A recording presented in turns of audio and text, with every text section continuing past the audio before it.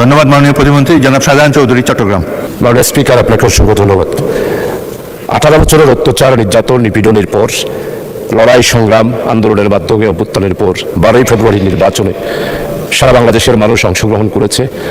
সেই হিসাবে আমার নির্বাচনী এলাকার মানুষও নির্বাচনে অংশগ্রহণ করে আমাকে রায় দিয়ে সংসদে আসার জন্য সুযোগ করে দিয়েছেন। এই জন্য এলাকাবাসীকে আমি আন্তরিকভাবে কৃতজ্ঞতা জানাচ্ছি। আপনি একজন অভিজ্ঞ বীর মুক্তিযোদ্ধা, আপনি যে পার্লামেন্টের স্পিকার হিসেবে নির্বাচিত হয়েছেন, এই জন্য আমি আমার পক্ষ থেকে আপনাকে আন্তরিকভাবে ধন্যবাদ জানাই।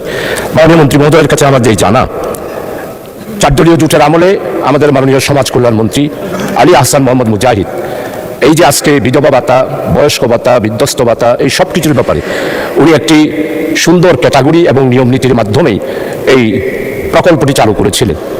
কিন্তু গত 18 বছরে আমরা যেটা দেখতে পাই, সমস্ত নির্বাচনী এলাকাগুলোতে ওই ফ্যাসিস্ট যারা ছিল তাদের নিজস্ব লোকদেরকেই এই সমস্ত ক্যাটাগরিতে তারা ভাতা দিয়েছে।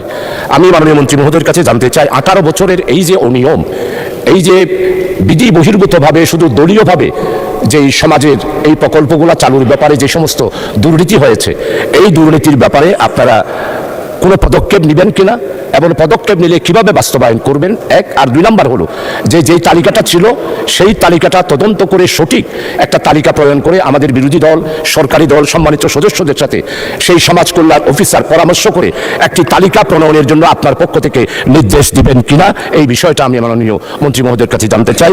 আপনাকে অসংখ্য ধন্যবাদ।